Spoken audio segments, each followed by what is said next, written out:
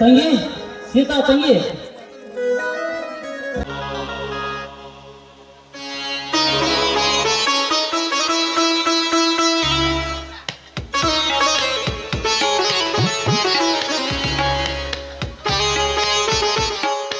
ಬಂದೇನ ಯಾಕಂದ್ರೆ ಅಪ್ಪ ಮನೆಯಲ್ಲಿ ಇಲ್ಲವೇ?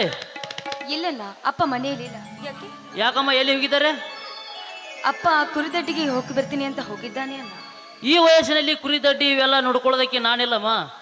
ಹಾ ಇರಲಿ, ನಾನು ಕುರಿಯಾಗ ಹೋಗ್ತೀನಮ್ಮ. ಆಯ್ತಣ್ಣ.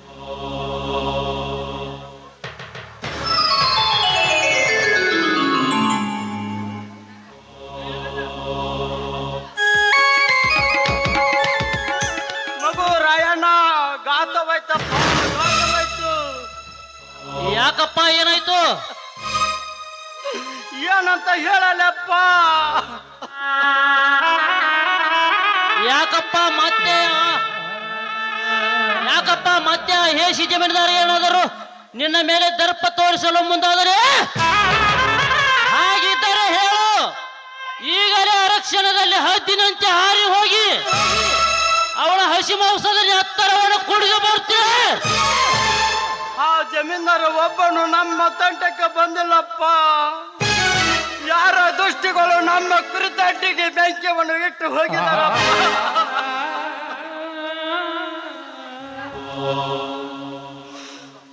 ಅಷ್ಟೇ ಅಲ್ಲಪ್ಪ, ನೀನು ಮೇಯಿಸಿದ ಟಗರ ಯಾವ ಕಣಕ್ಕೆ ಇಳಿಸಿದರು ಗೆದ್ದು ಜೈಸಾಲಿಯಾಗಿ ಬರುವ ಮೈಲಾರಿವನ್ನು ಸುಟ್ಟು ಹೋಗ್ಯದಪ್ಪ. ಇದನ್ನೇನು ಹೇಳಿದೆಯಪ್ಪ?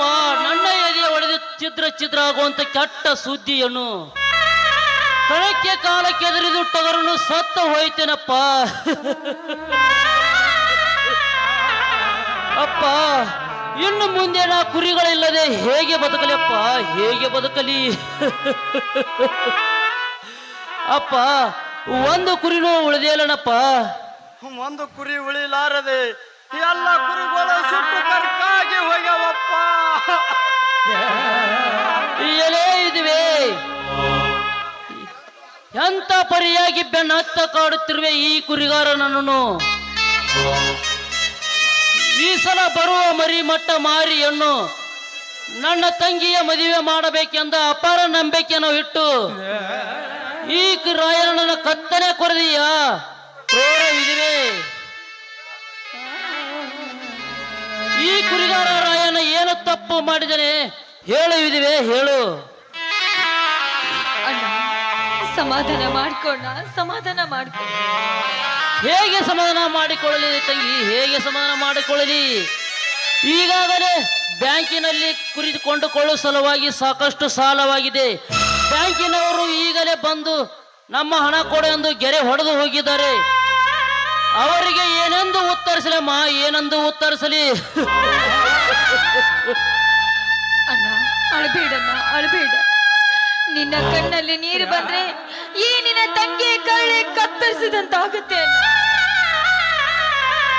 ಸಮಾಧಾನ ಮಾಡ್ಕೊಂಡ, ಅಳಬೇಡ. ನೋಡು ರಾಯಣ್ಣ, ಮನೆಯ ಮಗನಾದ ಹಿರಿ ಮಗ ನೀನು ಹತ್ಕೋತ ಕೂತಾರೆ. ವಯಸ್ಸಾದವರು ನಾವು, ನಮಗೆ ಎಷ್ಟು ಸಂಕಟವಾಗಬಾರದಪ್ಪ.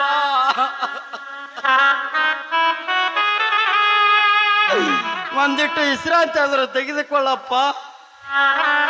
ಇನ್ನೇನಿದೆಯಪ್ಪ ಈ ನಿನ್ನ ಮಗನಿಗೆ ವಿಶ್ರಾಂತಿ? ವಿಶ್ರಾಂತಿ ಅನ್ನೋ ಶಬ್ದಕ್ಕೆ ಸ್ಥಳವೇ ಇಲ್ಲದಂತಾಗಿದೆಯಪ್ಪ ಈ ನಿನ್ನ ಮಗನ ಹೃದಯದಲ್ಲಿ.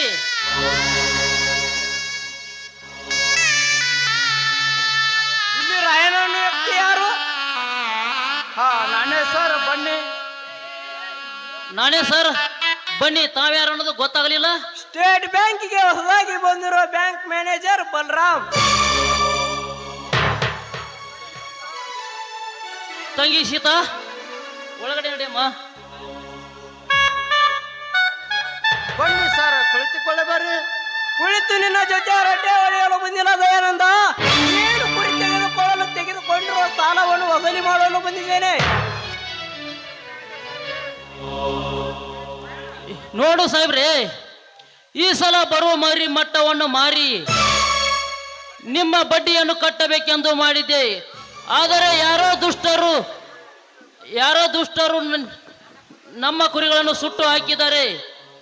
ಹೇಗಾದರೂ ಮಾಡಿ ಎಲ್ಲಿಯಾದರೂ ನಿಮಗೆ ಹಣವನ್ನು ಮುಟ್ಟಿಸುತ್ತೇನೆ, ಸ್ವಲ್ಪ ಟೈಮ್ ಕೊಡಿ.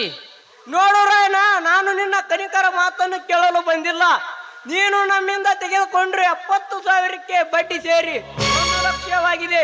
ನೀನೀಗ ಹಣ ಕೊಡಲೇಬೇಕು. ಸಾಹೇಬರೇ, ನಿತ್ತ ಕಾಲಿನ ಮೆಟ್ಟಿ ಮೇಲೆ 1,00,000 ಕೊಡೋದಾರೆ. ಹೇಗೆ ಮಾಡಿ ಕೊಡೋದು ಸಾಹೇಬರೇ, ಹೇಗೆ ಮಾಡಿ ಕೊಡೋದು? ಅದೆಲ್ಲ ರಗಳೆ ಮಾತು ನನಗೆ ಬೇಕಾಗಿಲ್ಲ. ಅದೆಲ್ಲ ರಗಳೆ ಮಾತು ನನಗೆ ಬೇಕಾಗಿಲ್ಲ. ಒಟ್ಟಿನಲ್ಲಿ ನಮಗೆ ಕೊಡಬೇಕಾದ ಹಣವನ್ನು ವಸೂಲಿ ಮಾಡಿರೆಂದು ಮೇಲಿನಿಂದ ಆರ್ಡರ್ ಆಗಿದೆ. ಸಾಹೇಬ್ರೆ, ಗಾಯದ ಮೇಲೆ ಬರಿ ಎಳಿಬೇಡಿ ಸಾಹೇಬ್ರೆ, ಬರಿ ಎಳಿಬೇಡಿ. ಹೇಗಾದರೂ ಎಲ್ಲಿಯಾದರೂ ಹಣವನ್ನು ಇಸಿದುಕೊಂಡು ನಿಮ್ಮ ಹಣವನ್ನು ಮುಟ್ಟಿಸುತ್ತೇನೆ. ಸ್ವಲ್ಪ ಕಾಲಾವಕಾಶ ಕೊಟ್ಟು ಪುಣ್ಯ ಕಟ್ಕೊಳ್ಳಿ. ಪಾಪ ಪುಣ್ಯದ ವಿಷಯವು ನನಗೆ ಬೇಕಾಗಿಲ್ಲ. ಸಾಲ ಕೊಡುವುದು ಆಗದಿದ್ದರೆ ನಿಮ್ಮ ಹೊಲ ಮನೆಯನ್ನು ಬರೆದು ಕೊಡಿ. ಹೊಲ ಮನೆ ಆದರೂ ಬರದ ಕೊಡತ್ತ ಹೇಳಬೇಡ ಸಾಹೇಬರೇ, ಹೇಳಬೇಡ್ರಿ. ನಿಮಗೆ ಕೈಯ ಮುಗಿದು ಸಿರಪಾಗಿ ಬೇಡುತ್ತಿಲ್ಲ ಸಾಹೇಬರೇ. ಇದು ಒಂದು ಕಾಲ ಆಕಾಶವನ್ನು ಮಾಡಿಕೊಳ್ಳೋದು ಸಾಹೇಬರೇ. ನಿಮಗೆ ಕಾಲಿಗೆ ಅದ್ರ ಬಿದ್ದು ಬೇಡಿಕೊಳ್ಳುತ್ತೇನೆ ಸಾಹೇಬರೇ. ನೋಡಿ ಹಿರಿಯರಾದ, ನೀವು ಕೇಳುತ್ತಿರೋ ಅವಕಾಶವನ್ನು ಕೊಡುತ್ತೇನೆ. ನಾಳೆ ಬಂದು ಭೇಟಿ ಆಗದಿದ್ದರೆ ನಿಮ್ಮ ಮನೆಗೆ ಪೊಲೀಸರೊಂದಿಗೆ ಬರುತ್ತೇನೆ. ಎಚ್ಚರ, ನಾನಿನ್ನು ಬರುತ್ತೇನೆ. ರಾಯಣ್ಣ, ನಾಳೆ ಏನಾರ ಒಂದು ಮುಂದಿಂದ ವೇತನ ಮಾಡಿದ್ರತ್ತಪ್ಪ, ನಡೆ ಹೋಗೋಣ. ಆಯ್ತಲ್ಲ ಅಪ್ಪ, ಏನಾದರೂ ವಿಚಾರ ಮಾಡೋಣ.